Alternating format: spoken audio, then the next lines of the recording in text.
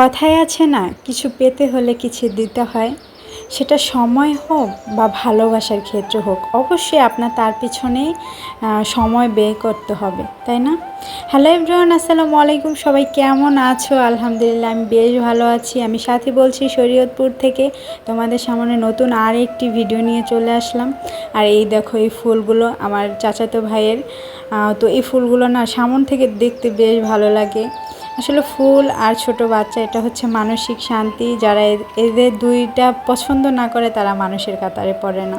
তো সকালে আমার বাবা, যেহেতু 2-3টা গরু আছে, দুধ হয়, তো একজন বলে আসছিল যে আমাদের 5 কেজি দিয়েন।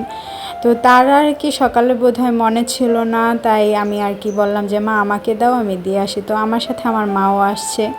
তো বাসায় ঢুকে না আমি পুরো স্তব্ধ হয়ে গেছি যে একটা বাসা এতটা সুন্দর কিভাবে হয় গ্রামের মধ্যে।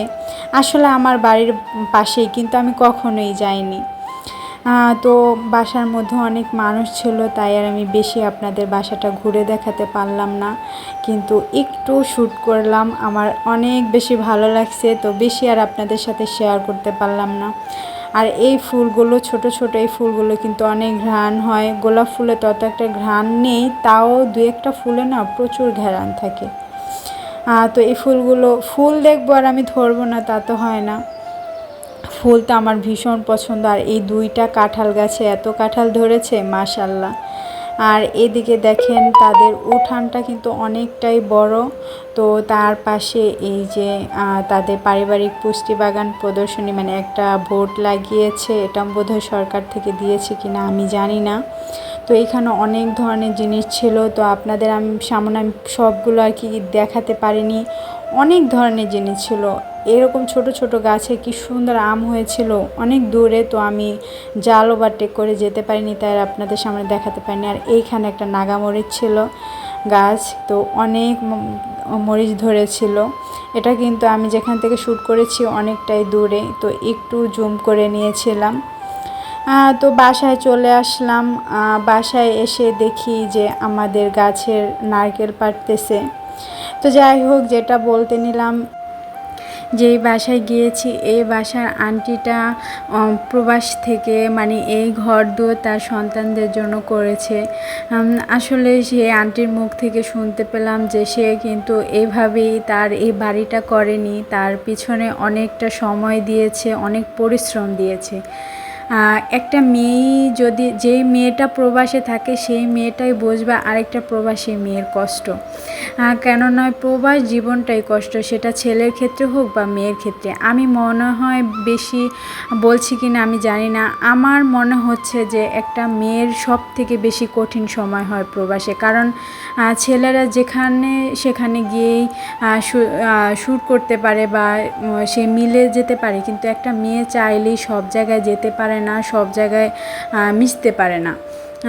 তো আমি তো একটা মেয়ে, সেই দিক থেকে আমি এতটুকু বলতে পারি। আমার মাথার উপর কিন্তু অনেক বড় একটা ছাদ আছে। আমার হাজব্যান্ড, আমার মা বাবা, সবাইকে নিয়ে যখন আমি এক জায়গায় থাকি বা তাদের যদি বলি যে আমি এইখানে যাব, তখন কিন্তু তাদের মাথায় অন্যরকম একটা টেনশন ঢুকে যায়।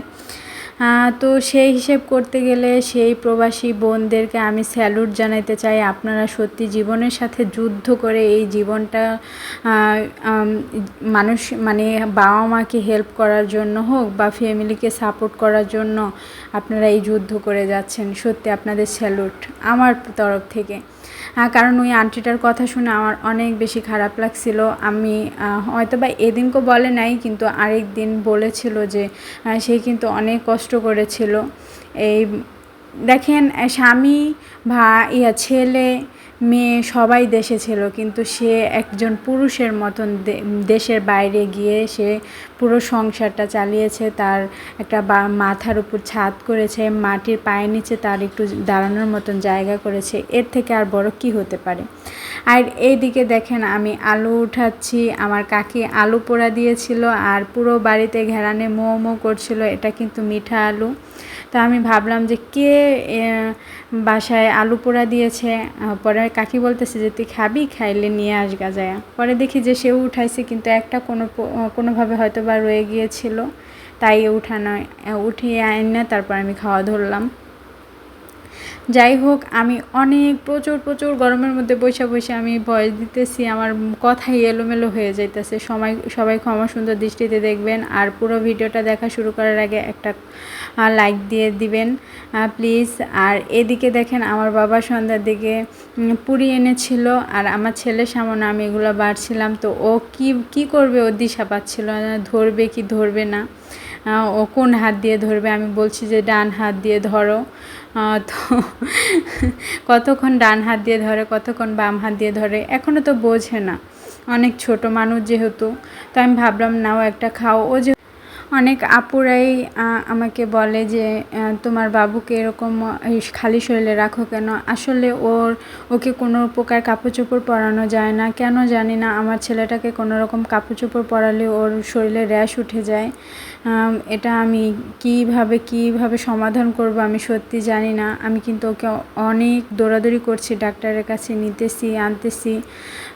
তো আসলে ভালোভাবে যদি দেখাতে পারতাম তাহলে বুঝতে পারতেন যে ওর শরীরের কী অবস্থা। যাই হোক, অনেক ডাক্তার দেখানো হচ্ছে কিন্তু কোনো প্রকারই ভালো হচ্ছে না।